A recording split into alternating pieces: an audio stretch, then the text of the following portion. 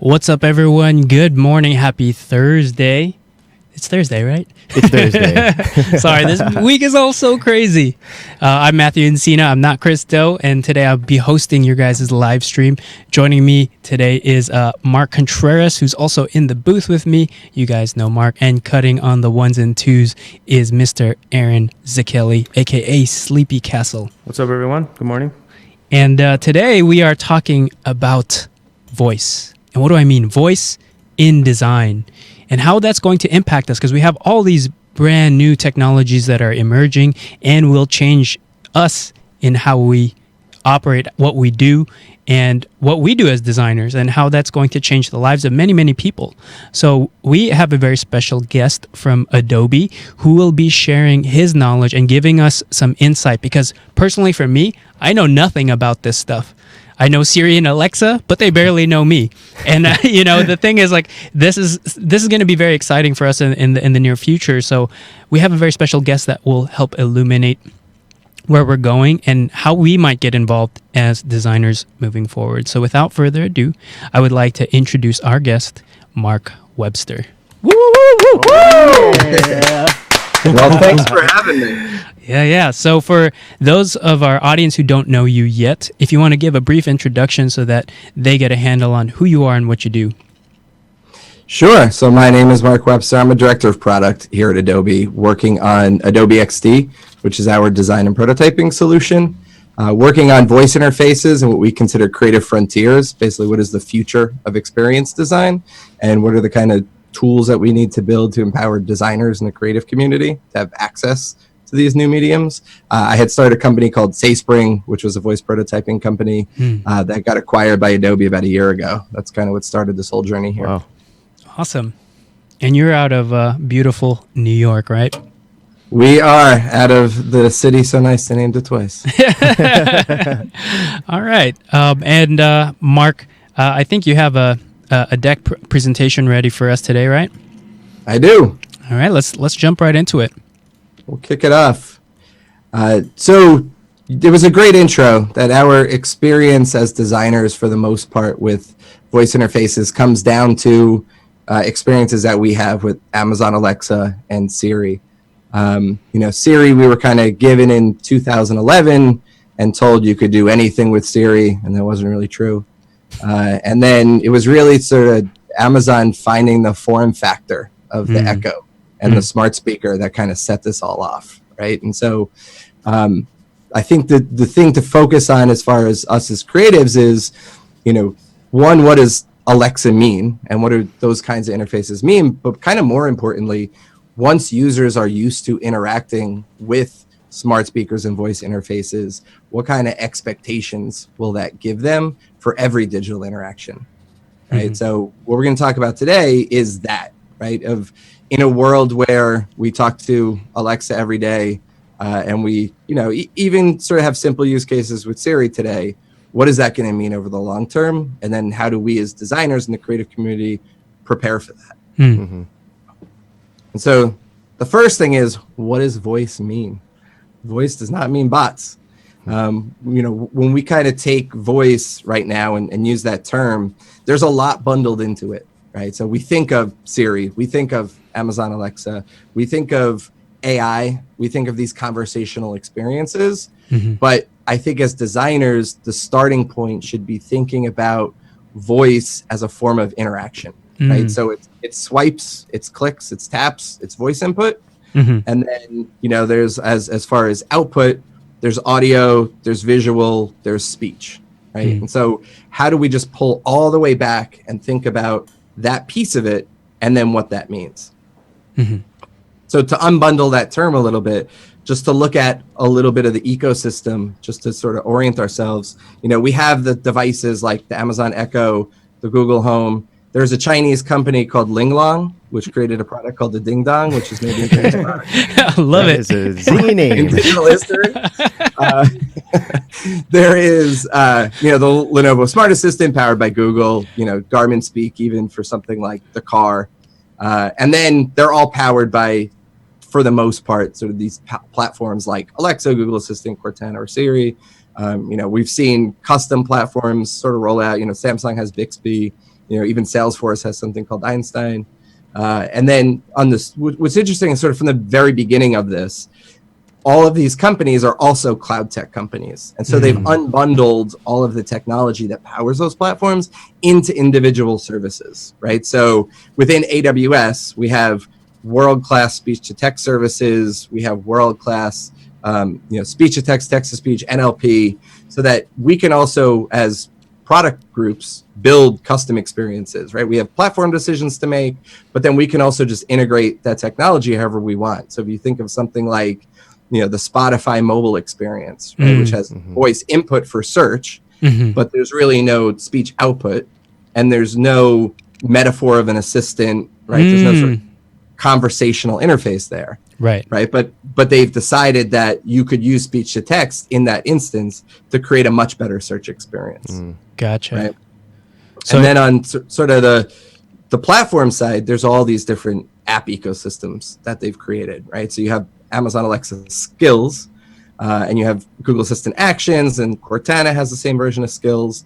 And so we have a choice to build for those platforms. But what's also interesting from an experience design point of view is the different metaphors that these companies have decided to apply to their app ecosystems, right? So you look at Amazon Alexa, they decided to call them skills because the metaphor is that you are, as a third party, teaching Alexa something that Alexa didn't know, and that experience is delivered in Alexa's voice. I see. Right? Wow. So if I'm using Alexa to interact with Capital One, right? Like what is the metaphor there? Am I talking to Alexa on behalf of Capital One? Is Alexa talking to Capital One on behalf of me? Right? So there's a lot to sort of unbundle about what that experience design is. Something like Google Actions, they've taken this different view of like an operator model, right? When you invoke a third-party action on Google, there's a core Google Assistant voice. It says like, here's third-party name, and then that experience is delivered in a different voice. I see. Right? So it's really kind of this like, the irony is the Alexa experience is this assistant metaphor, and Google Assistant is this operator metaphor. Right. And so knowing like what those differences are for experience design becomes super important.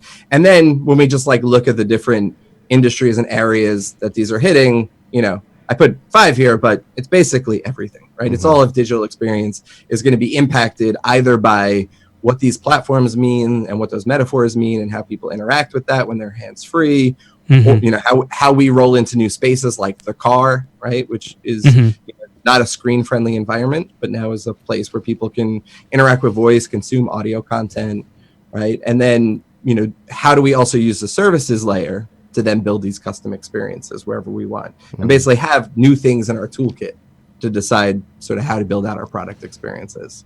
And let me ask you, I'm curious about the why of all of this, because this is all exciting technology, which I'm starting to feel the integration in my life. When I go home, I say, hey, Siri, turn on all the lights in the living room, and then we'll turn it on, right? I'm starting to integrate smart devices there, and it totally makes sense for the hands-free environment in the car, right? Because we always want to make that safer. Are there any other whys where this is coming from? Like, is there so much of a drive to incorporate this type of technology into our lives? Yeah, good question. So there's a few sort of, I think, drivers behind this, right? And I think when you look at the ubiquity of these devices right now, where, in 2 years, more than half of the households in the US will have smart speakers, which is kind of bananas when you think about it.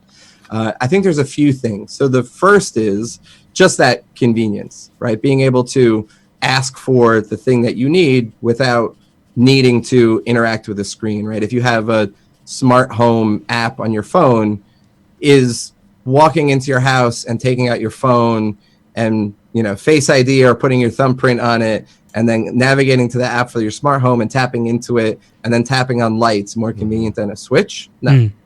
Is asking for it more convenient than a switch? Yes. Right. But then sort of like continue to extend that. Think about, as designers, how much time we spend building hierarchies, building navigation, orienting the user as to like where they are in a digital experience. Whereas if you just need your bank balance, you should be able to just ask for your bank balance, right? Instead of going through that same flow. I see. Every morning, I get off the subway at Union Square, and I take out my phone and I put my thumbprint on it, and then I navigate to the Starbucks app, and then I open up the Starbucks app, and I click order, and then I go to favorites, and I select iced coffee, and it puts it in the cart, and then I go to click on the cart, and then it asks me to confirm it, and then I confirm it, and then it tells me it's going to be ready. But like, I should be able to just ask. Right. to have my coffee. It's literally the same thing I do every single day, and it's like 11 taps, and I should be able to just ask for that. And I'm already wearing AirPods, right? So I should be able to just, and I have an Apple Watch, so I should be able to just ask Siri to reorder my coffee for me, right? Yeah. It sounds like it's a complete shortcut to the user experience because, like you said, we're naturally asking questions or directing commands at things. But if in our minds we're just trying to focus on one direct ask rather than going through a whole set of menus, that completes the user experience and makes it so much more frictionless. Yeah, what's interesting is most voice platforms, they actually call the commands that come in from the user intents. So it's actually like user intent. So like at its core, these systems are built with like, what is the user trying to do? Which is pretty incredible. Like when you think about all the talk that we've had over the last couple of years of user-centered design, right? And getting closer to user behavior and making sure that we deliver digital experiences that reduce all that friction. Voice is that, right? Voice has the opportunity to deliver on that. Now, part of the reason why I'm here and part of the reason why I have this presentation and I joined Adobe is that for the most part, voice platforms have been driven by developers, right? And the creative community hasn't been driving them. And so, my belief is that we need the creative community to get involved in order to have all the UI UX convention that we have in other mediums in order to build good experiences here and for users to understand when they enter a voice experience, like what to do, right? When you think about designing a mobile app, we have sliding menus, we have pull down to refresh, right? We have like buttons, we have all these UX conventions to lean on. But voice hasn't established any of those yet. Right? There is no material design or bootstrap for voice yet. And the only people who are going to come up with that is the creative community. Right? So every time I interact with any sort of voice application, I should know exactly what to do. The same way I know what to do when I go through any e-commerce experience. Right? And so part of what Adobe's mission is how do we empower the creative community to let's get involved. Like, let's take this thing to its next level, right? Voice is way more convenient than turning on lights and asking for music. And, why even with sort of those four main use cases around like weather and smart home, why are they almost in half of US households already? Because it's that convenient and people want it, right? So if we as a creative community sort of take the torch and run with it, you're going to see great voice-driven experiences pop up in every digital media. It's up to us to do that. Wow, that's awesome. Yeah, just hearing you talk about the why and what you guys are empowering designers to do, that sounds super exciting because now it feels like, again, technology is allowing designers and the opportunities for them to grow.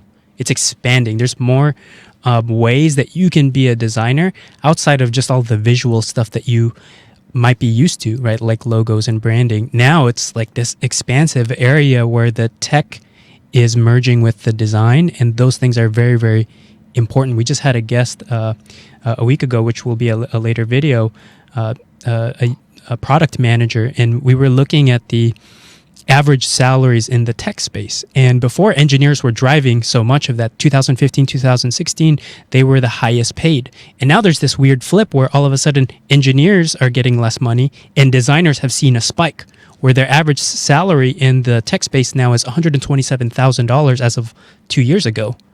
So it's cool to see and hear you talk about this in a practical sense and where we're going, but then also to think about, well, what does that mean for the economy and business of designers? We are becoming more valuable, and I'm glad that you're empowering us to do so. So I'm very excited to see, what else you have for us today so that we can start thinking about our place in all of this.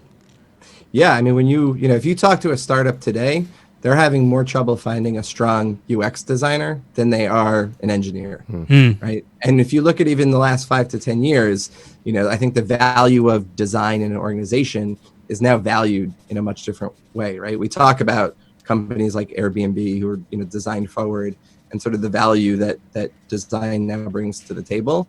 And yeah, I think that the economics of sort of those those roles show that, right? And so for us as designers, like I think this is the next step and the next extension, right? And I actually think that, you know, in a world of AWS and all the stuff that we just showed, where everybody has access to world-class technology and infrastructure, like what becomes your competitive advantage, right? So user experience is going to be probably one of the three, right? Like speed of execution, data moats, and, you know, experience is basically all anybody has left to compete on, right? And I think like that's why you're seeing sort of jumps in salary look like that.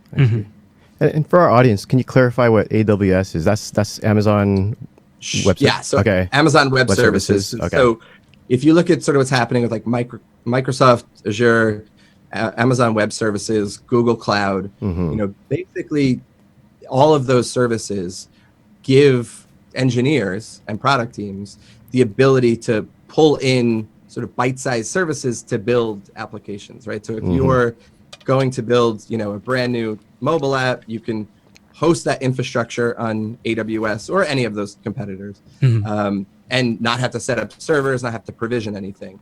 If you wanted to, you know, add your own facial recognition into some user experience for like a Snapchat kind of filter, like you can just pull all that in from a service. Right. If you want to bring in speech to text services, text to speech, that's a service. So the idea of building proprietary technology as a competitive edge is becoming sort of a weaker and weaker edge to build a business on, because, you know, the three of us could go build a product experience that would compete with any company in the world, based on all of that technology in a way that you couldn't even sort of 5 years ago. Wow.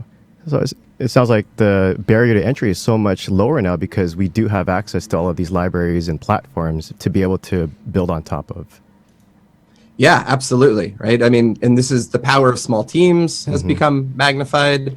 Right. This is why I think you're seeing a ton more in the VC community, in the venture community, a ton more money being invested in the seed stage. You know, even people who sort of aren't traditional VCs, like family offices, and are sort of now getting involved in seeding that, because the barrier to entry is so low. And, you know, when you think of like the rise of like enterprise software companies, right, we're just seeing this massive shift in how product experiences can get built technically, which makes stuff like design a much more important competitive advantage.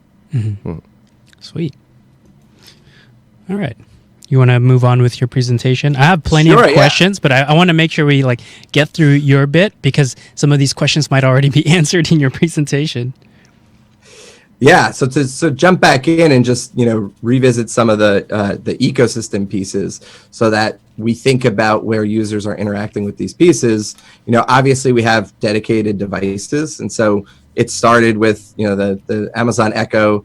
Now there are things like the Echo Show. Google has, you know, their whole ecosystem, and then we're also seeing these platforms just get embedded in other things too, right? And so like I mentioned, there was, you know, the Garmin Speak. So Garmin, the GPS company that we're probably familiar with, devices for the car, came out with the Speak. And I think what's interesting about this too is that look at that form factor, right? That looks like an Echo. So like Amazon has also shown itself to like kind of not even care about the hardware business, right? Like they want the ubiquity of Alexa as a platform. Right. And so, you know, for a company as at Amazon's size, you know, they're super friendly to the developer community.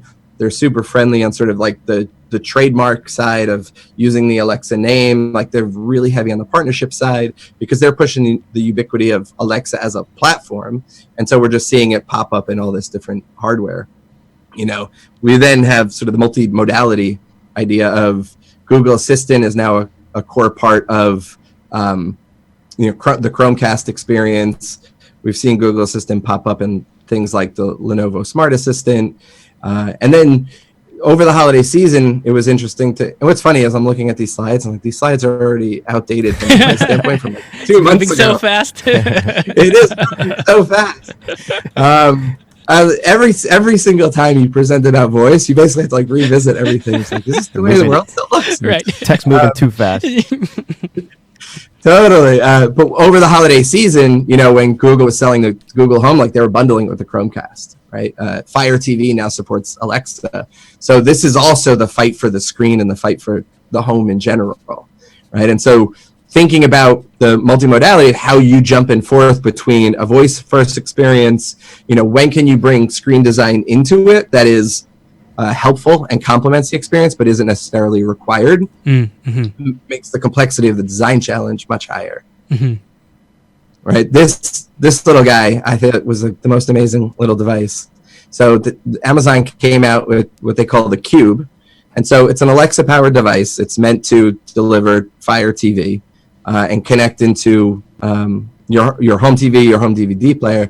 But the amazing thing about it is each edge of that Cube is actually like an IR universal remote, so that you don't need a special TV to use that. You don't need a special DVR to use it. Like, it's just a universal remote that's voice enabled, right? So the idea of like, we're moving so fast that these companies aren't even waiting for, like the hardware ecosystem to catch up, right? This isn't just about Alexa enabled devices that come out at CES and are $4,000 and come down over time. Everybody's just racing to get into these different environments, right? Even Spotify, like 2 weeks ago, released their own device for the car because they're not going to wait to like do all the partnerships and work with like the auto manufacturing cycle of a couple of years. Right. They're like, we want to get into that space right now. Right, and of course mobile. So the promise of Siri, I think, becomes way more interesting in a wearables AirPod world than the idea of talking to your phone, right? Because once you talk to your phone, like, you still have to take it out, you still have to look at it. And so there are places where voice becomes more helpful there, but you've already had that level of friction, right? But when there's talk of AirPods basically being the next big platform, right? The next big sort of iPhone level platform. That one of the AirPods 2 just came out a couple months ago, and one of the things that they had enabled was you can say, I'm almost afraid to say it near my phone, you could say, "Hey Siri," with it just in the headphones. So you didn't need to tap it anymore to activate that.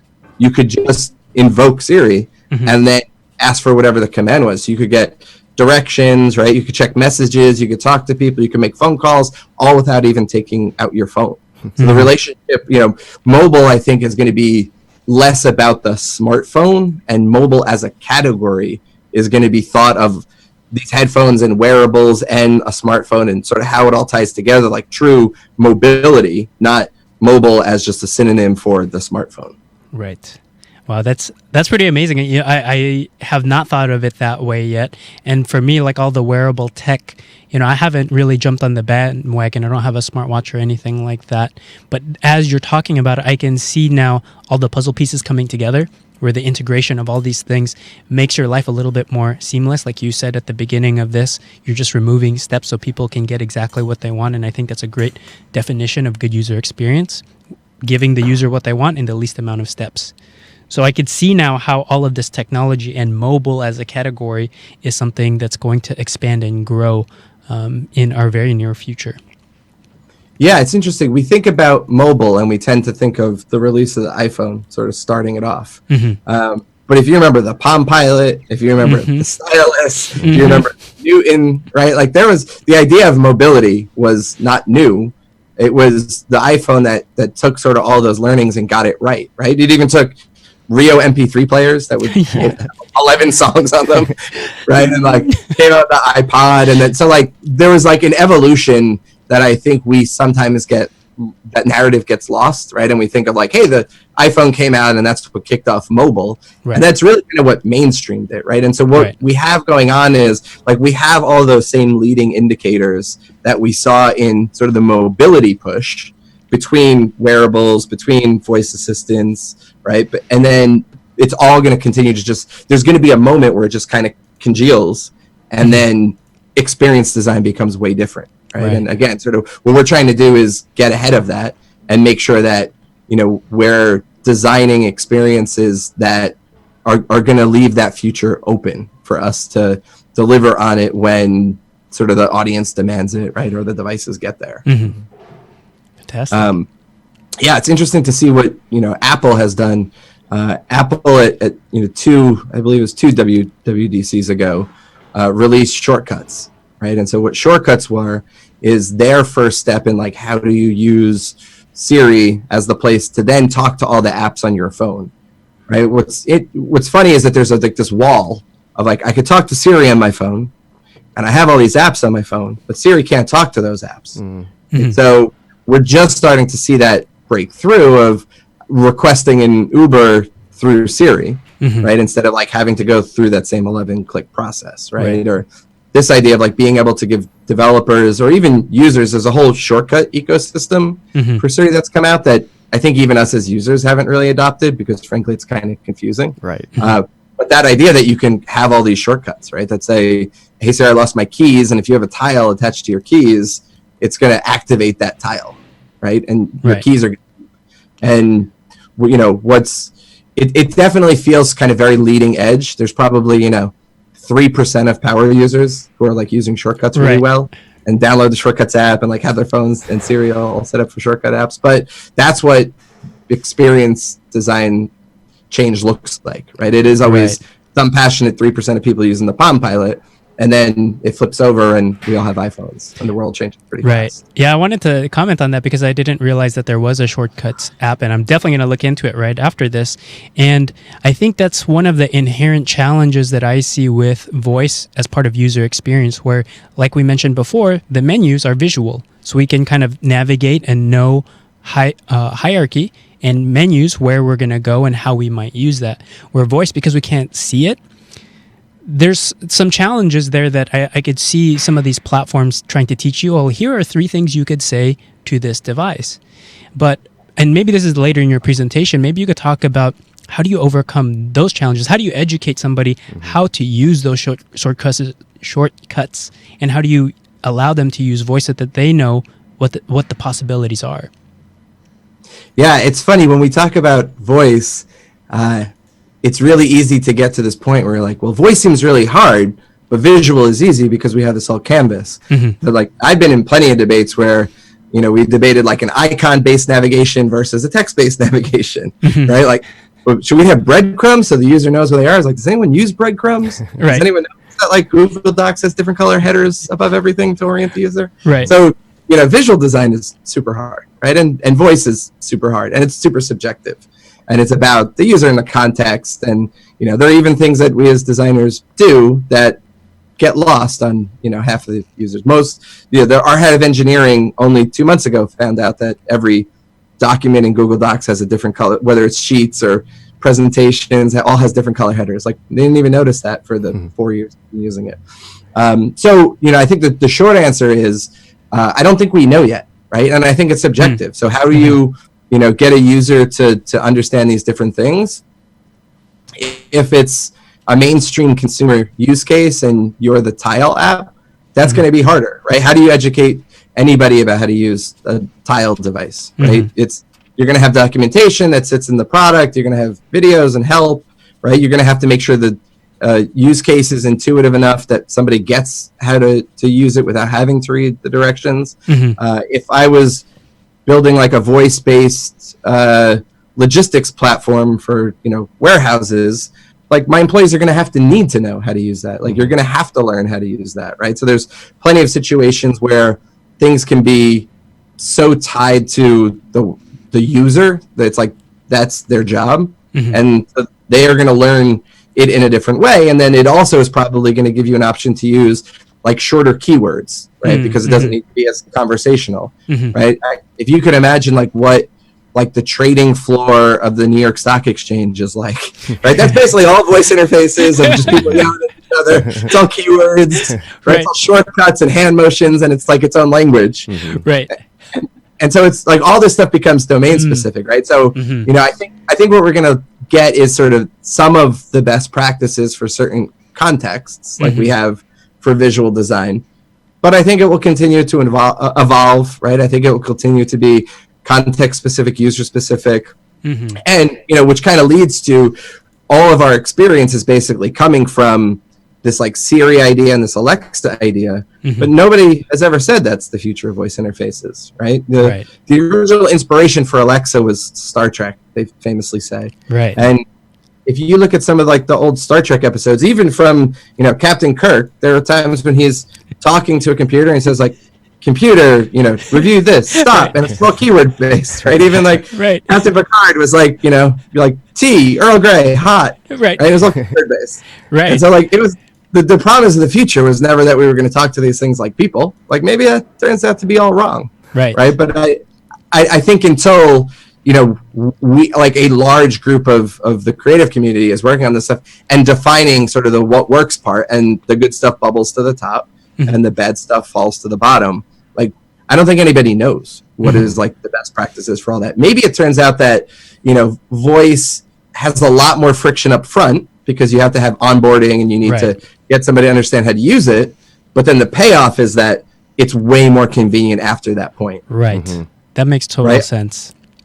So I think it's up to us to figure that stuff out. And like, I don't even think we're at the middle of the first inning on this stuff. Gotcha. Right.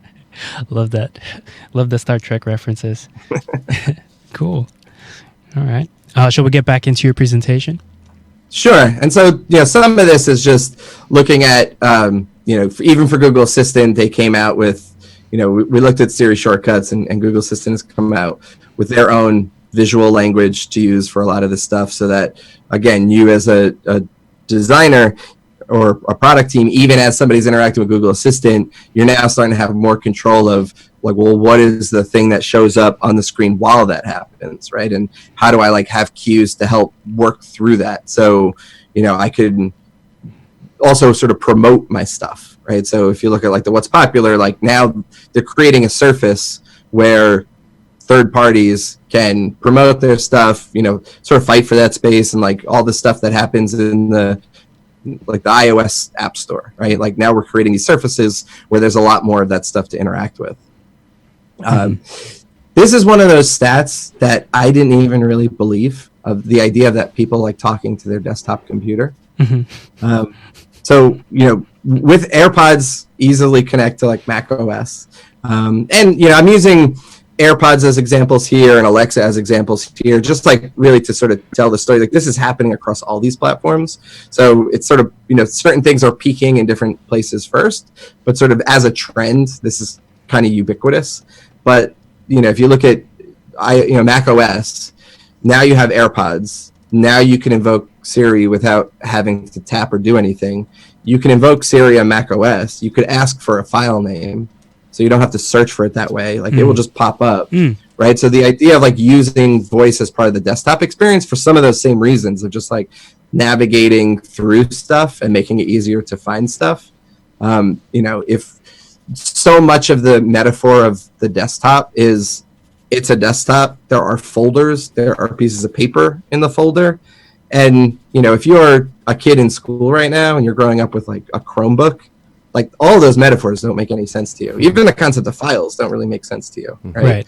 Because it's just it's a document. It sits in the cloud. It gets updated. I share with other people, right? So as those metaphors change, the way people are going to interact with stuff changes, and the idea of like talking to your computer and using voice where it makes sense, or even just using sort of speech and audio to indicate other things back to you, you know, is going to become part of the desktop experience too. And so this is the stat that like I couldn't even believe this was true, but apparently is.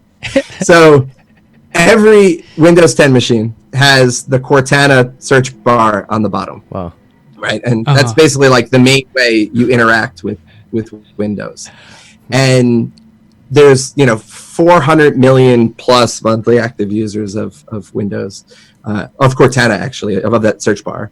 25% of all the searches that happen in that bar are voice, because there's a little microphone icon on it. And people click the little microphone icon, and then they ask for the thing.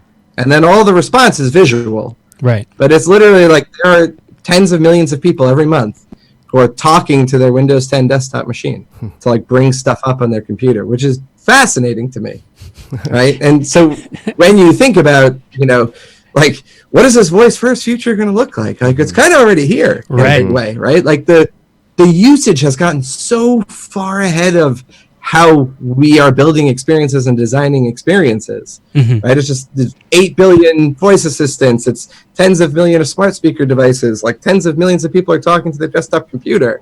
And like voice feels like in the creative community, it feels like this like future conversation, but it's like, it's kind of here. Right. Right. And so this idea of like, we're already seeing people willing to do this. And so one, how do we as designers help steer it? And then two, like, what a wealth of opportunity is this? Absolutely. Right? Like, if you build good voice-enabled experiences, like, you get to compete in a way that other people aren't competing, right? If you have a popular, like, if you build a mobile app, like the iOS store is a pretty hard thing to get exposure in. If you build, you know, an interesting Alexa skill, like, not only is there, you know, less competitive inventory to fight for there to get promoted, but you have like the entire Alexa machine who wants to help promote that, right? You have like press and newsworthy things that, like, if you're a tutoring company and you build some flashcards app to like teach kids how to read using Alexa devices, like, there are going to be news stories about like Alexa can help your kids learn, right? Like, we see all these things that are these so there's just so much stuff that we could be chasing here, right? And so many new opportunities here that this is kind of why, you know, on one hand it feels futuristic, on the other hand it's like, what are we all waiting for? Like, we need to get started with this stuff, right? My gosh, I never thought of it as a learning tool, and that's, my mind is like blown right now, and it's opening up, because now I'm seeing the possibilities and what this can do, and the idea of shortcuts, because we're all about shortcuts here, right? Like, we want to learn, we want to spread knowledge, but we're also consuming content, consuming knowledge at such a high rate here, so that we could share it back with our audience, so we can become more valuable people in the world. And thinking about these tools, how they might help us with that, with education, man, that is a powerful future that we're heading towards. So I'm very excited about that. Yeah, to give you two quick stories there. So the first is, I have a 5-year-old daughter, and I kind of got involved in all of this voice stuff probably about 4.5 years ago. So she's grown up with these devices in the house. And about 3 months ago, we have an Echo Show that sits in the kitchen. She was adding words to the shopping list to see that word pop up on the screen so that she could spell it. Wow. So she would say like milk, and then milk would pop up, and then she was like M-I, and she was just like doing that repeatedly to see the letters for all the words that she was saying. And that was just behavior like she had found on her own. It's like an indirect way of and then learning. Yeah, right? And like, so organic to her, so natural, like she doesn't think that's a weird thing. Interestingly enough, since she's grown up with them, she also doesn't think Alexa's a person. Like, she doesn't try and trick Alexa. She doesn't try and think of like, what doesn't Alexa know, or like make her say like naughty things. Like, she just knows that's a thing and it's functional. And all this, you know, all the debates that happen of like, should kids say thank you to Alexa? Like, we've experienced none of that, because she's never had to meet Alexa, quote unquote, as like a new entity when she was, you know, sort of online as a person, right? Like, it was just there since she's been a baby, and so she just thinks it just sits there, and you can just ask it to do things. And so like the metaphor in her mind of what a voice interface is super different than even when I see like a 7-year-old who hasn't had them in the house talk to them. And then the other piece is, Wall Street Journal ran an article about 6 months ago that said, you know, the next billion users of the internet will be all driven by voice and video. Wow. So like, when you look at, you know, there's 800 million people like who are illiterate around the world. When you look at developing nations coming online, like, voice is a huge interface all throughout Southeast Asia, throughout Africa, even in like even at the hardware level of just like really simple voice interfaces that sit on these low-powered phone devices. And so, you know, that behavior and for learning, right? When you start to think about, well, like, what does education look like in developing countries? Like, it's going to kind of just explode, right? And change how everybody gets to interact with information. Man. It opens up a whole new world of doors. And I think on the technology side, we talk about the acceleration of hardware being exponential, but when it comes to learning, it's kind of cool to see that as you know, learners, we're going to be able to jump on that and accelerate with how technology is helping us to learn along with it.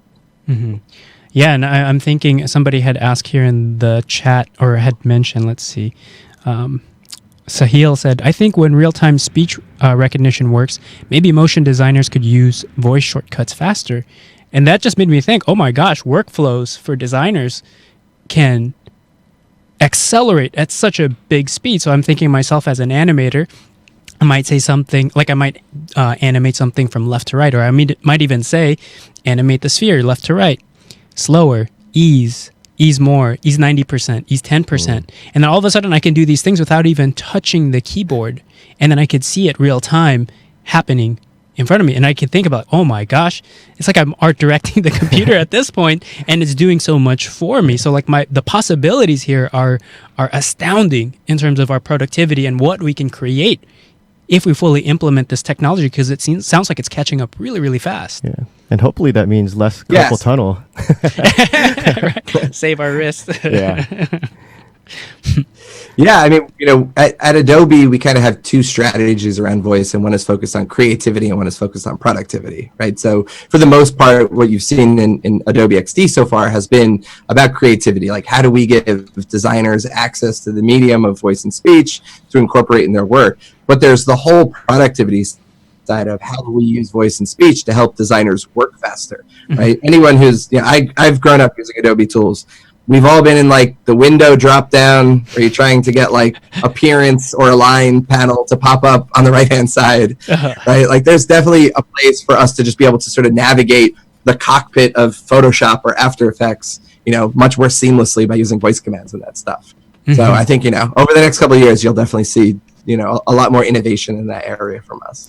Right. And coupled with the layering of all the other technology, right? Like for instance, like in 3D rendering, that's becoming more and more real time, right? That technology is speeding up so fast. So for me, I'm thinking about the steps it takes to go from idea to fruition, to something tangible, something real that's moving, that's alive, is going to be so quick. We won't have to spend 30 days developing an idea to then finally see the final rendered image after weeks and weeks of work. It might happen instantly, and it might happen through voice in real-time processes like this. So now us as creators, people who have such great ideas up in here but get bogged down from all the steps and all the technical knowledge, now we can create. So I'm very excited about that aspect of it. Yeah, at Adobe, we call that design at the speed of thought, right? How do we get our tools out of the way and help designers design at the speed of thought? Love that. To jump back into this, sort of to look a little bit at some of the rest of the ecosystem, we're seeing, again, like on the desktop, there's already 8 to 10 different models of PC that already have Alexa baked into them. There's actually an Alexa app for Windows 10 that you can leave running in the toolbar, and they recently introduced always on microphone. So now on any Windows 10 machine, you can like fire up that app and like Alexa's there at all times to talk to. So you can ask for the weather, you can ask for all that stuff. So it's just moving incredibly fast. And so the way we should think about voice also is like as an entry point into all of our digital experiences, right? Like maybe we have a Siri shortcut that gets the thing started, but, or maybe I ask my smart speaker about, Warriors tickets, but it would be helpful to see a seat map at some point. Right. And so like, how can you also start to think of, these secondary screen experiences? 80% of everybody who watches TV actually has their phone in their hands, which is insane to me. And so like, how do you start using like the TV, the phone, the smart speaker, like these ecosystems, and thinking about voice as just like the most frictionless kickoff into that experience? Because then there's a lot more that you could do across all the devices, throughout the experience. And so also just thinking about voice as a unique medium, right? Like hearing is different than reading, speaking is different than typing. You don't have buttons, images, tables, right? There's this whole concept of nonverbal audio. So for anybody who has a pair of AirPods versus cheaper Bluetooth headphones, like I'm wearing now, these Bluetooth headphones, when the battery gets low, it says battery low. And like when it turns on, it says like power on. But AirPods actually just have all these nonverbal sounds that indicate all of these things. So like when the power starts to get low, just sort of goes whoop, whoop, whoop. So you know that when it connects, there's a connecting chime, right? So the whole idea of like nonverbal audio as part of experiences, that like, how do I indicate all these states without saying, like, if I'm using Alexa to have a to check my bank balance or to make a payment, right? I could end that with like payment made, or I could just have a confirmation chime. Right. And then when I make payments on my mobile app, I could use that same confirmation chime. And then when I do commercials for Chase about using our suite of apps to interact with your account, like I could have that chime and like everybody will be like, oh, that's the chime that the app makes, right? So, you had mentioned before about the design community who's working on visuals and designing logos. There's also like the whole branding aspect of this. Like, what does your brand sound like? Oh, love right? that. Like, what is the audio package that comes along with the like visual asset package that we give a client at the end of a project? Right? So it like all ties together everywhere. Like there's this whole other treasure chest that's opening up for us to figure out all of this stuff. Yeah. Right. Yeah. I think it's interesting you said that these ear cons and jingles are what is really driving our understanding of the action that the device is taking. But I think that's extremely important when you're talking about international adaptability. So you don't have to have a device set to one language. If it's just a tone that tells you, hey, your battery's low, that could be understood universally. And I think that's very important within UX.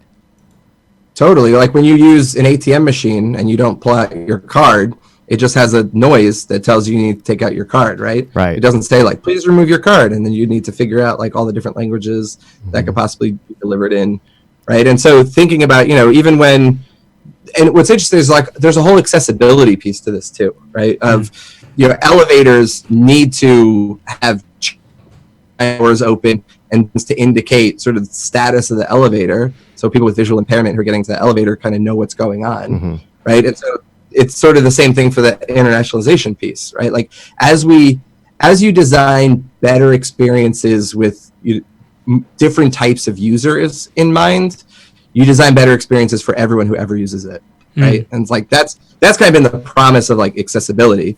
Is there's like a lot of legally mandated things that you need to do in order to the digital products. But being able to have people use those different experiences across the board just becomes much better. Very cool.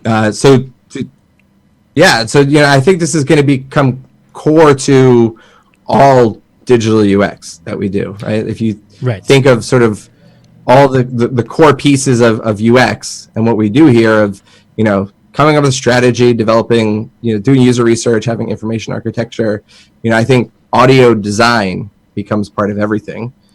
Speech is part of that, and then nonverbal audio is part of that. And then, that will change the way you design stuff for international audiences. That will change the way you design stuff for around accessibility, right? And, I think that you're going to move into a place where you just have teams who are working on web, working on mobile, working on voice and speech becomes part of all of that stuff. Right.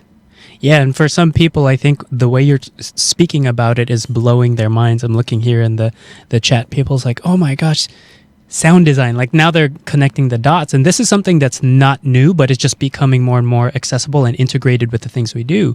So for example, if for those of you guys who are American and you're familiar with mnemonics, sound mnemonics, like NBC, dun, dun, dun. Whenever you hear that, you know what channel you're on, regardless if you're looking at the screen or not. So these things have been around for a while, but now we're starting to see the integration and the layering of everything and what it means for us as designers that we can get involved at all these stages and states, and we think about brand in another layer, and we keep going deeper and deeper, and it's all about the entire experience, not just what you see on screen. So I love this discussion. I think it's opening up a lot of people's minds in terms of how they look at design and their value and place in it. Yeah, I think that's a great way to think about it, right? So if you think of, audio and branding, the NBC chimes, Intel Inside, right? Sort of McDonald's loving it, like all of that, the branding audio. And then you think of, there's been all this audio to indicate interaction or interaction state, like in an elevator even, and using Slack or iMessage and sort of the incoming sounds. But now this concept of branded audio, right? How does my incoming notification sound different than a different incoming notification, right? Like, how does that feel like my brand? How does it all pull together? One question I had is, I've heard of a lot of these instances where some of these devices can get fooled by either other voices or, there was this South Park issue with, I think they were able to trigger people's Alexa's devices. I guess the question is, how do we ensure that these devices are going to be working correctly when we need them and how we need them? Yeah, I mean, I think these aren't new problems. If anybody's ever had their phone butt dial somebody, Yeah. Right. yeah, these things, these things, all devices are kind of weird, and they all have their own thing. I think all these device manufacturers, what they're trying to do is add multiple layers of sort of status indication to let you know where it is. So every time Alexa starts listening, the ring circles up, right? So that you know it's listening. I see. Right. And so, there will be, I think it's kind of up to either the experience designer in the third party or the experience designers at like the companies that are building all this hardware to also sort of fail gracefully. Right. So if it hears something it's not supposed to hear, does it know when to ignore it? And then the ring just goes away. It never says anything.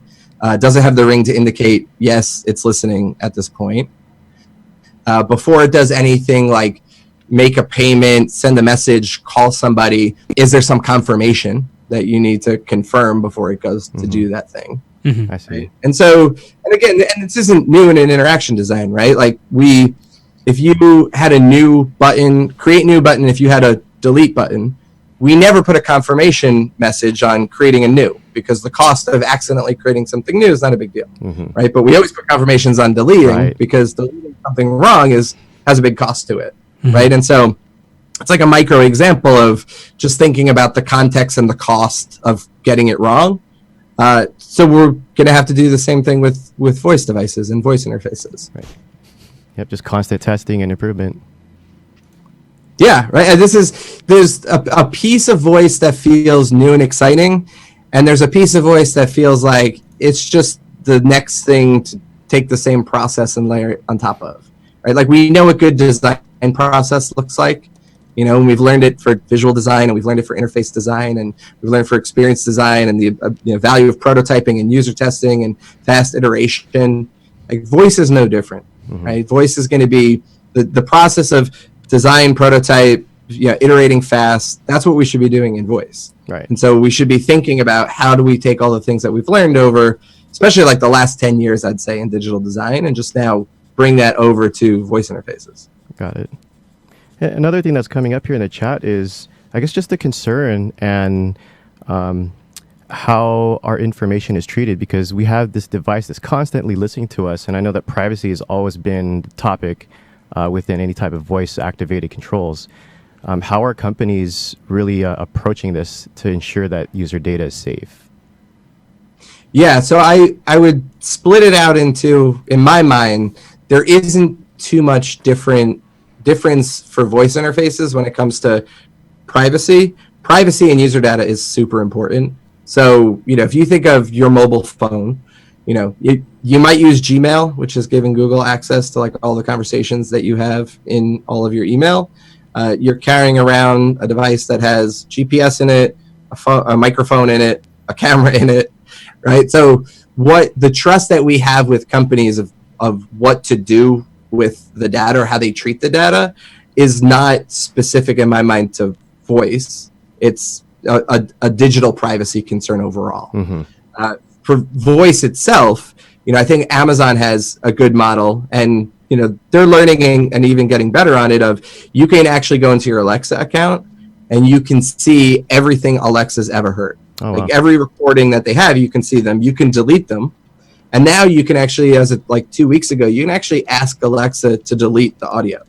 So you could say like delete today. I forget what the command is. It's like basically like delete today's conversations, and it will erase all of the audio that they've recorded for that day, right? And so they're trying to give transparency into the information that they have about you, and then give you as a consumer decisions and choices to make around that. And so I think it comes to, when it comes to privacy for me, it's really a function of transparency and then making sure that users understand what's happening and then what they can do with that, right? So I am more than happy for Starbucks to know that I pop up at that subway station every morning and where I go to get my coffee and what I order, so that the utility of being able to just ask for it would be an option. Right? Do I want like an ad server to know that I go to that Starbucks and that I fit into like a coffee drinker profile? They already do. Yeah, totally, right? So like that's not new. And a lot of that advertising stuff, I think like why you're seeing this backlash, rightly so, around privacy is because there wasn't transparency with it. Right. And it wasn't tied to user utility as much. Like I think, on Google's side, they do try and take the information that they have about you and deliver utility, right? Like you're getting email, like free email services, right? Like Google Assistant is actually now really highlighting that stuff of if you book a flight and that confirmation goes to your Gmail, that flight information now shows up in your Google Calendar. It's now accessible through Google Assistant. And it's like, if I have a Pixel phone, right, it becomes a lot easier to interact with like that travel reservation. So like that's a place where all that data sharing is giving me utility that's valuable to me as a user. Right. If you're using that to like let car services target me because they know I'm going to be in Austin in 3 weeks, like that feels less good. Right. That feels wrong. So that's cool. I love your distinction and viewpoint on that it's just all about the transparency. And I think our generation especially is appreciating or demanding that more and more, is the authenticity and transparency of everything that we purchase or interact with, because we just want to know what's behind the curtain so that we don't, we know what we're doing with our life, like where we're putting our information, where we're putting our money, where we're investing these things, right? So that's so interesting. And then you see the counterculture to all of this, the response where Apple has taken a very strong stance and leaned in and jumped forward and said privacy is everything. So all of the advertising right now is all about privacy, because they know that they could own that if they're the first to say that, and then really take advantage of that to help scoop back some of the market or say your privacy is safe with us. So it's just an interesting topic that I think is starting to come to head now, and we're starting to see either the repercussions, the reactions, and the fallout of all of this.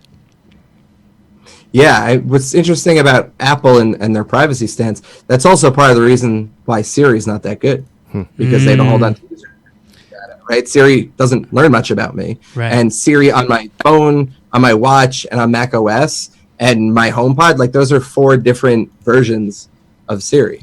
Interesting. Right? So it's it also, for them, there's a cost, and this is why we haven't seen like a really rich third-party ecosystem develop around Siri the way we have around like Alexa or Google Assistant. Oh, interesting. And then if you manage that stuff poorly, also as technology companies, then you're going to get what we see in Europe in GDPR. Right? It's going to get regulated. Yep. We will definitely see our version of GDPR here within the US in the next couple of years, and so we all kind of have to find what those balances are, right? And I think historically we as a tech community have not done a great job of this, but I think that I think the culture and the user expectations has shifted, and so I think it's going to get better over time, and I think that voice will have to deal with it, but it's also going to be up to users, right? If you want mass convenience the way Google can deliver when it knows that much about you, there are some users who'll choose that. And then if privacy is more important to you, then like you would go with Apple products, right? But again, I think it comes down to transparency and choice for the user. Yep. Right. Cool.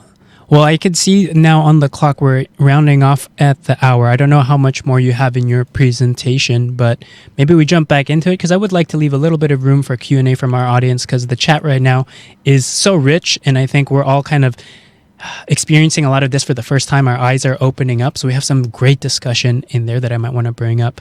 But Mark, I didn't know if you had more to your presentation that we want to dig into. You know what? Let me fly through a couple of slides, because I think the hard part for designers to think about is like, what's the starting point? Right. Yes. And like, how do we? So I'm basically just going to like get the creative juices flowing on this and just like throw out a bunch of things I've seen people do, things that I don't think any company has like taken advantage of yet, and just like let's get the brainstorm started a little bit. So we'll sort of fly through a few of these different areas real quick, and then we'll jump to questions. Does that sound good? Perfect. Sounds good. Thank you. Yeah. So thinking about the starting point, right? Like starting simple, crawl, walk, run. Like what is the crawl that makes sense for your brand or your product? To really just find like one use case that makes sense, like Spotify search, right? Like that was a great use case for voice. You know, there's this whole world right now of essentially SEO, right? You're asking these voice assistants for something. When Tide came out with their skill that helped you remove stains, at first it was Alexa asked Tide how to remove a stain. Now if you say, Alexa, how do I remove a stain? It will recommend Tide, right? So there's a whole ability to sort of get ahead of all these keywords, and how do you own that piece of user intent? And there's actually a way called can understand and can fulfill, which are two commands that you as a developer can give Alexa to tell Alexa like what your third-party application is capable of, right? So it just opens up this whole new opportunity. Thinking about omni-channel, just a world where the Amazon app now has Alexa baked into it, right? How do I just use the idea that most people are probably going to have Alexa on the Amazon app in their phone, in their pocket, in different places? So if I'm designing an outdoor ad, can I actually just drive people to Alexa who are like sitting at a bus stop to learn more about whatever that thing is, right? So I don't even have to build anything. This is really just part of the experience, or like remind me to, right? Like provoke somebody to ask Alexa to remind me to watch this show when it premieres on Netflix, right? So there's all these opportunities to just like use it in all of your other creative. They also build out a whole payments platform. So you can do subscriptions, donations, payments through Alexa, through Google Assistant as well. So if I'm a nonprofit and I'm designing a direct mail piece, a lot of times on that direct mail piece, you'll see like a short code that you could text on your phone in order to make a donation. You could also now add the option to like ask Alexa to make a donation to, you know, the American Heart Association, right? So now you can just kind of use it as a call to action in all your other creative. This one's super fascinating. We actually saw when back in the Sayspring days, we saw a company who sells power tools at Home Depot, who is building voice applications for essentially unboxing. So I buy a power saw at Home Depot, I bring it home.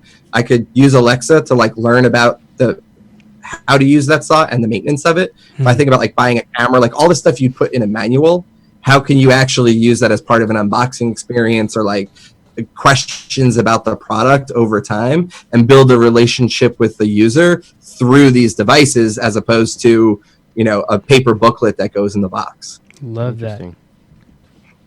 Retail environments, right? So being able to have kiosks that either have voice input or speech playback to learn about different products. How do you learn about books? How could you have a mobile app that knows, you know, when you're in a certain environment? There was actually this great project that a shoe manufacturer had put together for Foot Locker, that when you walked into a Foot Locker, you could use the mobile app to hear athletes tell the stories about their individual shoe. So like there you are sitting in Foot Locker looking at these different shoes, and you can hear Katie like tell you the story about like that shoe and what the origin of it, right? So thinking about how it like fits into these different environments becomes another big opportunity. You know, we talked a little bit about study aids. You know, this is actually, I think it was the University of Arizona, had given all their engineering students an Echo Dot when they came in, to be able to use it for different study quizzes, and also just that of like reminders, dates, scheduling, you know, nothing that was like specifically built, but just like using the convenience of a voice interface to be part of your education experience. Second screen, so this one I think is super, super cool. So Destiny 2 is a game that has an assistant in it, and they actually released an Alexa skill that would let you interact with the assistant while you were playing the game. That's cool. So it was really, right? Like most people have these devices within shouting distance of the TV, right? Like to your South Park example. So how could you actually use that to check your fantasy football scores while you're watching a game, right? Like interact with a video game. Like, can I put in a commercial to like, you know, tell Alexa to remind you to watch this whenever it's coming up. But just that idea of like what the user is doing, and they're in front of another screen, and then how you can use the proximity they have to the device in those experiences. Holy smokes. And then just to end it with, you know, I think one of the saddest thing in the world to me is when we spend time creating something that nobody wants to use, right? When we spend the money to design and develop and launch and market something that's just a failure. And so, starting things with a strong design approach and making sure we get things in front of users really quickly and get feedback on stuff really quickly so that, we don't build stuff that people don't want to use is super important, right? So there are, just to pick on Alexa for no particular reason, there are 80,000 Alexa skills. Mm-hmm. Most of them aren't that great because they were built by developers and they didn't start with a strong design approach. Mm-hmm. And so let's bring the creative community into this and let's make this medium sort of become as useful and popular as it has the potential to be. Right. Fantastic. And then I need to make t-shirts that say this: design shall set voice free. I wouldn't be surprised if we saw that at Max this year. That's right. That's going to be the big shirt. Yeah. Oh man. All right, cool. Was that was the end of your slide deck there? That was it. All right. Well, thank you so much. I think all of those examples, especially the Destiny one, because we play Destiny over here, being able to interact with your ghost, your assistant there, is very interesting, and I didn't know that. So I'm going to dig into that and see what that experience is like, because I could see that adding that extra layer, right? If you're Master Chief in Halo, and then all of a sudden his, I forget the AI, Cortana, she just starts talking to you. My gosh, it's creepy, but also very cool. It enriches the experience. And even what you said about retail and study aid and the unboxing manual, I was thinking about, since we love coffee over here, I imagine the training of coffee. So if you're trying to make that perfect cup of coffee or pull the perfect espresso, Blue Bottle can come up with an app that trains you. All right. So now you want to do the pull. All right. And then it will count down for you. Okay, this is a 20-second pull. If you like it strong, stop it here.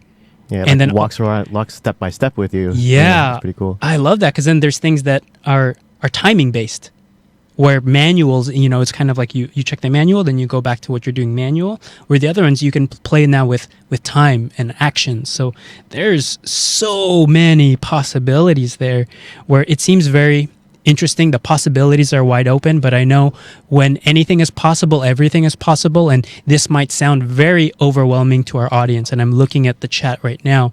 There's a lot of people who are just wondering, where do I begin? How do I get into that? And where are some resources that I might start looking at so I can start training myself, my skills, and understand the tools? What a great setup for me to plug Adobe XD. I mean, the reason we had built Sayspring was in order to interact with voice, we as designers need access to the medium of voice, right? We need to be able to build stuff and toy around and prototype stuff, right? If we had any idea that we could open up a visual design tool and start digging in, we should be able to do the same thing with voice. And so in XD, that's what we did. Back at Max in October, we introduced voice as an input, speech as playback, in order to let you design these experiences. So that's kind of the starting point of playing with the medium, understanding what it's good at, what's more challenging, how to design a situation where people know what to do next. And then, so I think getting close to the medium is a part of it. Using the medium, so an Echo Dot or a Google device, those things are now $29. So just even if you don't plan on being a constant user of it, it's sort of, this is such a big thing that if you're in the design community, you should be familiar with it, right? You should spend a Saturday afternoon digging into different apps and knowing what's available and sort of what it does well and what it doesn't do well. And then once you start wrapping your brain around this, either sort of becoming the champion in your company or organization for how to start pushing this stuff forward, and being able to tell those stories with interactive prototypes becomes super important, and or building out side projects, case studies, post those on Behance, on your personal portfolio. Every tech company in the world right now not only needs UX designers, but if you go to Indeed.com and look for voice design, you'll see lots of opportunities at payments companies, at Google, at Amazon. Everybody needs voice designers, and so having voice design work in your portfolio will just instantly jump you up, right?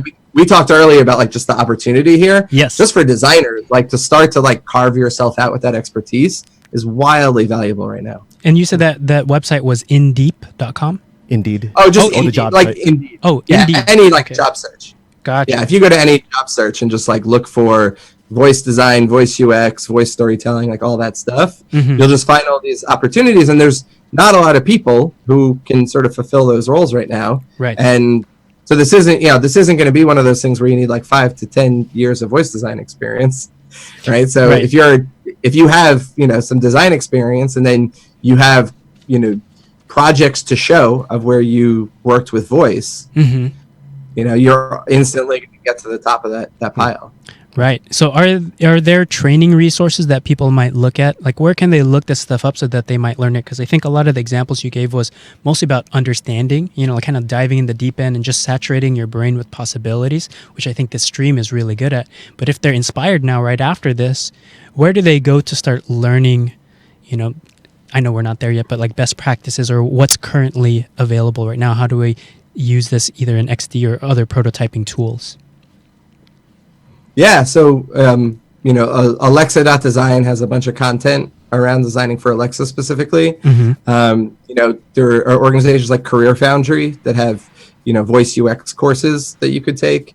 If you Google like voice design course, you'll find stuff that like O'Reilly has hosted, Coursera has online, lynda.com as part of LinkedIn has. So voice as an area of focus has popped up in a lot of different content. So that stuff, is pretty ubiquitous at this point. And because, there are companies like Amazon driving this and Microsoft driving this, there's also a lot of free content out there. So that's a good place to get started. But yeah, I think that it's what I would hope is, I would hope that that's the stuff that people use to get their feet wet and get started. And then, 5 years from now, we look back at that initial content and we're like, that was training wheels. Like, yeah, right. We were wrong about that stuff. Right. Like, why did we ever? So, to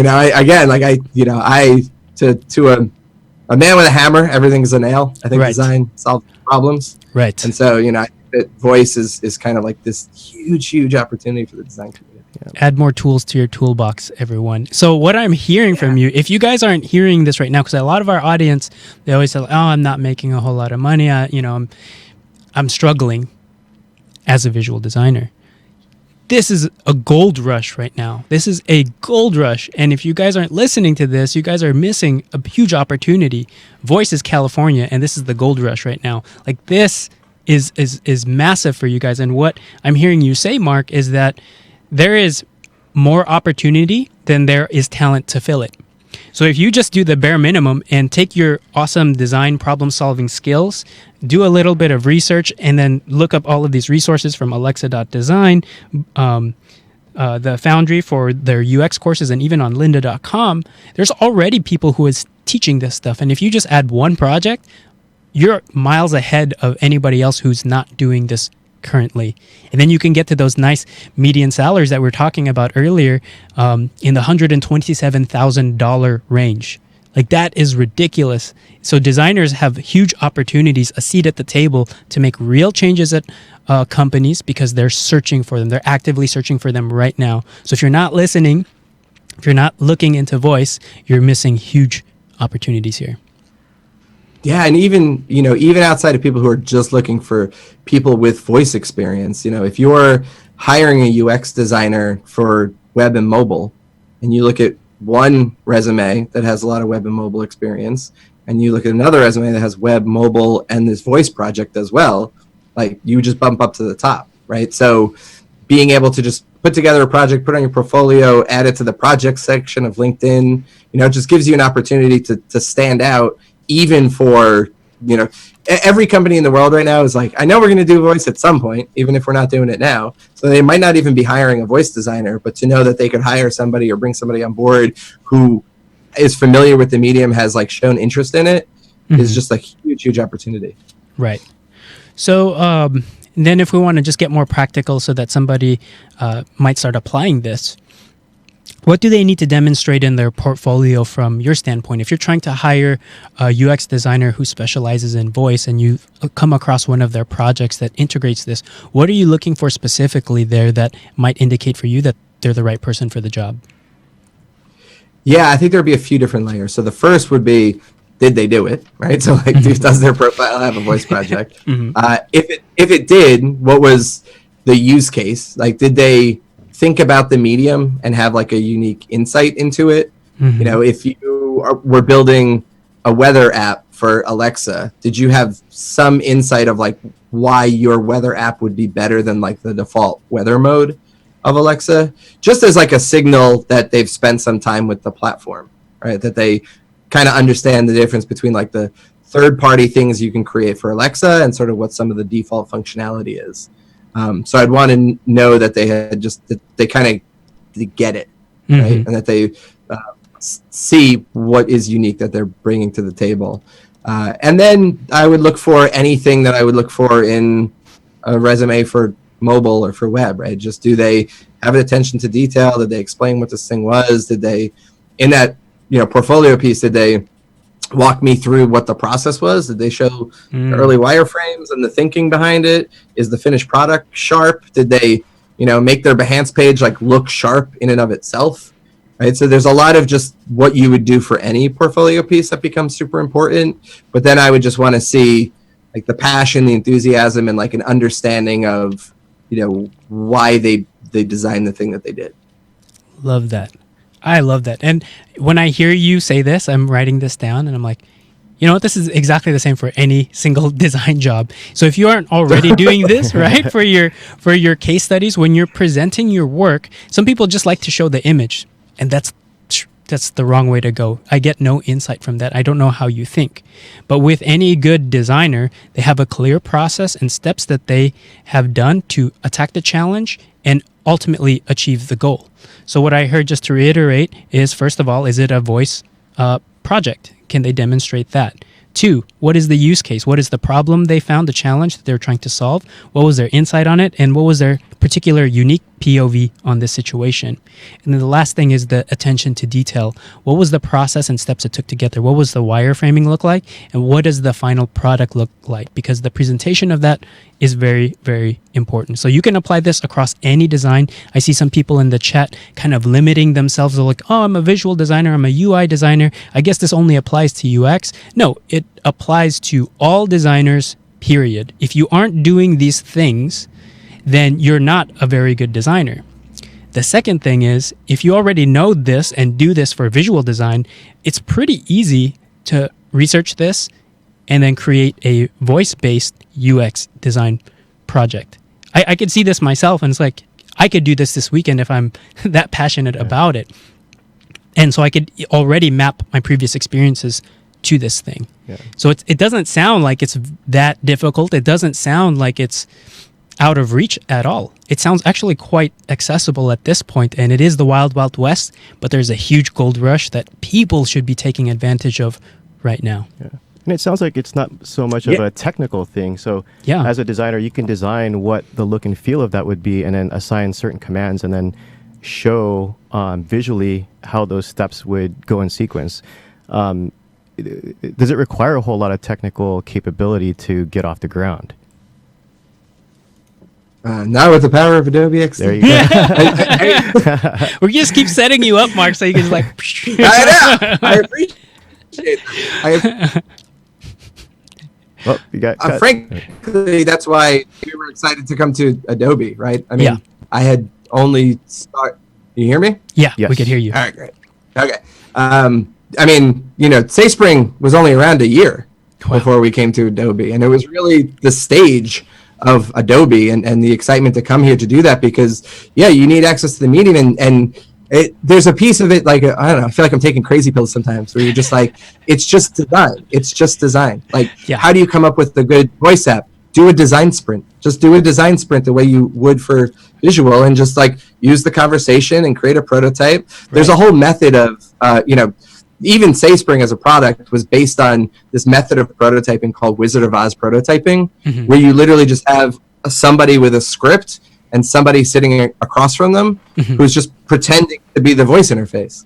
And like they say something and then you say something back. I love that. It's a conversation. Right. I love that. Yeah. So, it's how would you do any design project? Like, whenever you're thinking about voice and you feel like you don't know how to do something, you just think about what you would do for like any other digital design, right? And there's going to be a way to just sort of map it on top of voice. Oh my gosh, I love that. I love that. So you don't need to have the technology, you just demonstrate the thinking. It's like, this is what I've done, this is the process. It's like, and if this were a real thing or to work, if I had the technology component, this is what it would look like. That's the whole purpose of a prototype. Right. Yeah, when Alexa runs workshops for developers, the first thing they do is they hand out a sheet of paper that just has dialogue boxes on each side. That's just a conversation between the person and Alexa. And it was just write out what the script would be. Like, what would somebody talk to this thing to go do? Right. And just use that as the starting point, right? So there's like tons of even just like low fidelity stuff. If I saw a voice designer, or if I saw a designer have on their portfolio a voice side project that they did, and there was a picture of like a Google Doc that just had a script of the conversation, I'd be like, I'm gonna hire that person right away. Like, they totally get it. They got scrappy. Yeah. Awesome. Well, I just wanted to acknowledge a few people in the chat. John Sorientino says, congrats, Mark. It seems like yesterday that we met at First Mark in New York, and now you're here, bought by Adobe. So that's awesome. And then Josu Mendez says, hey, Alexa, design the client a logo for me. Hopefully we triggered some Alexa devices right there. Right. So this is super cool. And so, Mark, I wanted to start wrapping up because I know I don't want to take too much of your time, but what you've provided today is a glimpse into the future, literally a glimpse into the future. And I hope a lot of people are hearing this and see the golden opportunity that they have before them and start to think about their place in all of this. There are so many layers to design, and we as designers have become more and more valuable. We have a seat at the table where we can be a part of this or be parts of a lot of this. And the tools are getting so easy with like Adobe XD and all these free resources out there, which we'll add in the description after the stream is done so that you guys can start looking into this. But I hope that some of you are listening, and then you're going to DM us or message us after and say like, I just got into this. I got my first job in voice, in UX, and thank you for opening my eyes. So I'm hoping that we get some of those messages in the next couple of weeks, because gosh, if you guys are sleeping on this, that is your fault. But, yeah, I mean, you rarely have that much opportunity in front of you with the kind of white space that voice is right now, but the adoption that we already have. right. All right. Well, with that, I want to wrap up. I want to say thank you so much, Mark, for giving us your time. Thank you to the audience who have chimed in on the chat, because the discussion is so rich. My mind is percolating with so many ideas. And yeah, we look forward to the future of voice and design, and maybe we'll catch up at Max.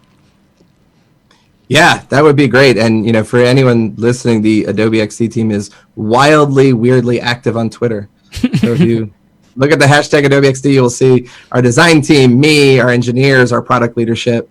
So, you know, feel free to give us a holler. And yeah, if I heard that this conversation led to somebody getting involved and getting a job in the space, that would be amazing. Yeah. So actually, before we leave, is there any place where people can find you, either on socials or websites, that you might want to push them to?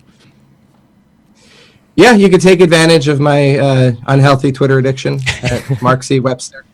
I think that's kind of the main place. I've gotten off the rest of the socials, but the Twitter's still there. And so, like, whenever I write on Adobe.com or on my personal stuff, I kind of always share it there. It's the best part. Gotcha. Mark C. Webster. Fantastic. All right. Well, thank you so much. Aaron, if you want to take us out.